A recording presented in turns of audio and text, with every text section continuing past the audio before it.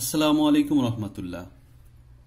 আজকে আমরা অষ্টম শ্রেণীর পাটিগণিতের 2.1 অনুশীলনীর মুনাফা অধ্যায়ের অঙ্কগুলি করব। আজকে আমাদের প্রথম লেকচার। আজকের প্রথম লেকচারে আমাদের প্রথম অঙ্কটা হচ্ছে, একটি পণ্যদ্রব্য বিক্রয় করে পাইকারি বিক্রেতার 20% এবং খুচরা বিক্রেতার 20% লাভ হয়। যদি দ্রব্যটির খুচরা বিক্রয় মূল্য 576 টাকা হয়, তবে পাইকারি বিক্রেতার ক্রয় মূল্য আমাদের নির্ণয় করতে হবে। তো আমাদের প্রথম অংশে যেটা দেওয়া আছে সেটি হচ্ছে, পণ্যদ্রব্যটি বিক্রি করে পাইকারি বিক্রেতা 20% এবং খুচরা বিক্রেতা 20% লাভ করে। তাহলে আমাদের সর্বশেষ বিষয়টা হচ্ছে খুচরা বিক্রেতা 20% লাভ করে। তাহলে আমরা এখান থেকে শুরু করব যে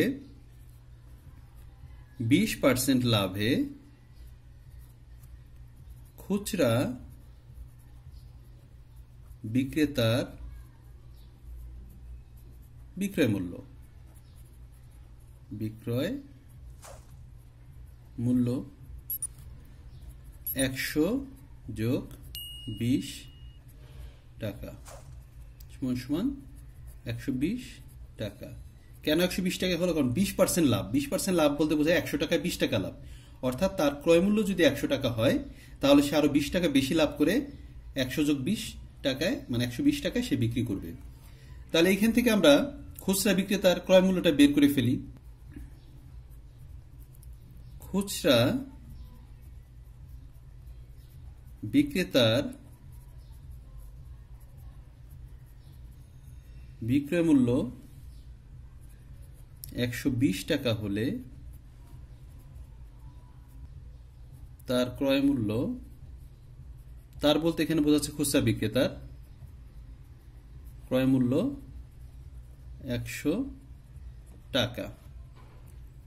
অতএব খুচরা বিক্রেতার বিক্রয় মূল্য যদি 1 টাকা হয়, তাহলে ক্রয় মূল্য কম হবে।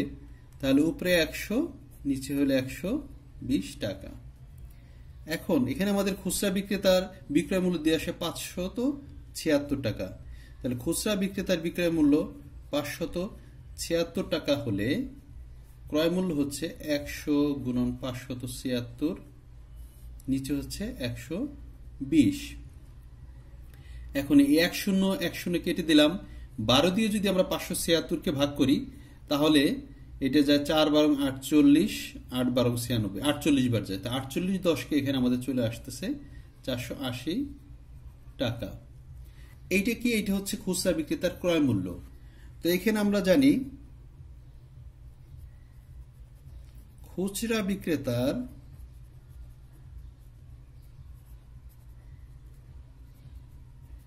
ক্রয় মূল্য সমান সমান পাইকারি বিক্রেতার বিক্রয় মূল্য। অর্থাৎ পাইকারি বিক্রেতা যে দামে বিক্রি করবে, খুচরা বিক্রেতা সেই দামে ক্রয় করবে।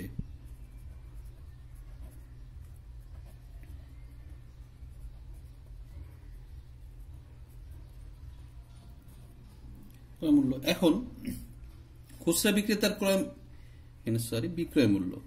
তাহলে এখান থেকে আমরা কি পেলাম? যে খুচরা বিক্রেতার ক্রয় মূল্য হচ্ছে 480 টাকা, তাহলে পাইকারি বিক্রেতার বিক্রয় মূল্য হবে 480 টাকা।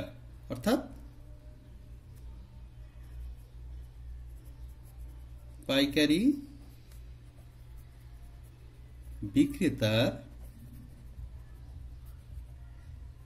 বিক্রয় মূল্য হচ্ছে 480 টাকা।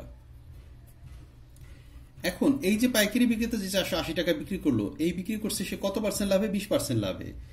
এখন আমরা লিখব 20% লাভে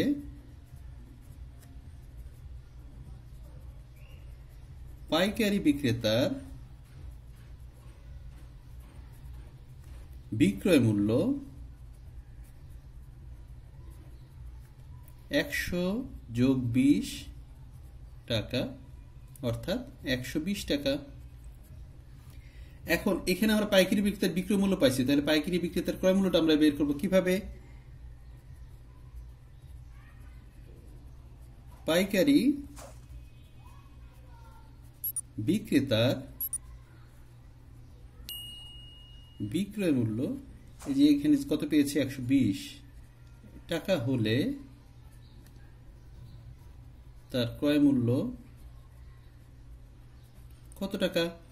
100 টাকা। অতএব পাইকারি বিক্রেতার বিক্রয় মূল্য যদি 1 টাকা হয় তাহলে ক্রয় মূল্য কম হবে, উপরে 100 নিচে হচ্ছে 120। এখন পাইকারি বিক্রেতার বিক্রয় মূল্য যদি আমার 480 টাকা হয় তাহলে ক্রয় মূল্য হবে 100 গুণ 480 টাকা, নিচে হচ্ছে 120। এই শূন্য কেটে দিলাম, 12 দিয়ে 48 কাটলে 4 বার যায়, 4 100তে হয়ে যায় 400 টাকা। তাহলে আমরা এখানে পাইকারি বিক্রেতার ক্রয় মূল্য পেয়ে গেলাম। পাইকারি বিক্রেতার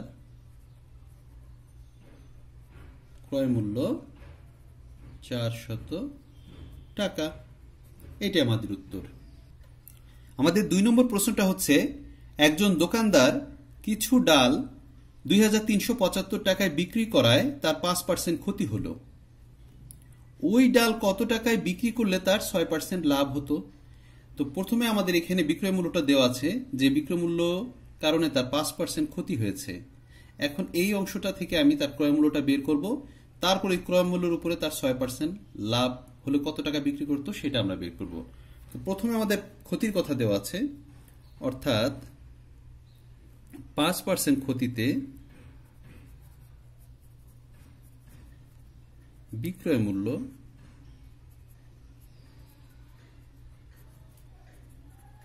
100 বিয়োগ 5 টাকা সমান 95 টাকা।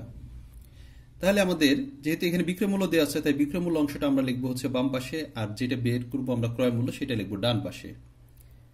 তাহলে বিক্রয় মূল্য 95 টাকা হলে ক্রয় মূল্য হচ্ছে আমার 100 টাকা। অতএব বিক্রয় মূল্য যদি 1 টাকা হয় তাহলে ক্রয় মূল্য আমার কম হবে, 100 উপরে নিচে 95। বিক্রয় মূল্য আমার কত আছে? 2375। 2375 টাকা হলে ক্রয় মূল্য 100 গুণন 2375, নিচে হচ্ছে 95। 95 দিয়ে যদি 2375 ভাগ করি তাহলে 25 বার যায়, তাহলে 25 100তে হয়ে যায় আমার 2500 টাকা। অর্থাৎ আমার ডালের ক্রয় মূল্য ছিল হচ্ছে 2500 টাকা। এখন আবার পরের অংশে বলেছে কত টাকায় বিক্রি করলে 6% লাভ হবে। তাহলে 6% লাভে বিক্রয় মূল্য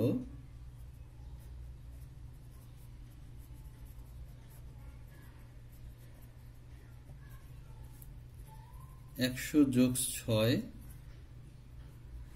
টাকা সমান 106 টাকা। এখন আমরা এই ক্রয় মূল্যের উপরে বেস করে বিক্রয় মূল্যটা বের করব, তাই আমাদের ক্রয় মূল্য অংশটা আগে যাবে। কিভাবে? যে ক্রয় মূল্য এখান থেকে পাচ্ছি যে এই যে 100 টাকা হলে বিক্রয় মূল্য 106 টাকা। অতএব ক্রয় মূল্য যদি 1 টাকা হয় তাহলে 100 টাকার অনুযায়ী সেটার দাম কম হবে, নিচে উপরে 106 নিচে 100। এখন ক্রয় মূল্য যদি আমার 2500 টাকা হয় তাহলে বিক্রয় মূল্য হবে 106 ইন্টু 2500, নিচে হচ্ছে 100। এখন এই 2 শূন্য কেটে দিলাম, 25 দিয়ে যদি 106কে গুণ করি তাহলে আমার চলে আসে 2650 টাকা। তাহলে অতএব আমাদের কি বের করতে হচ্ছে? বিক্রয় মূল্য কত টাকায় বিক্রি করলো, তাহলে নির্ণয় বিক্রয় মূল্য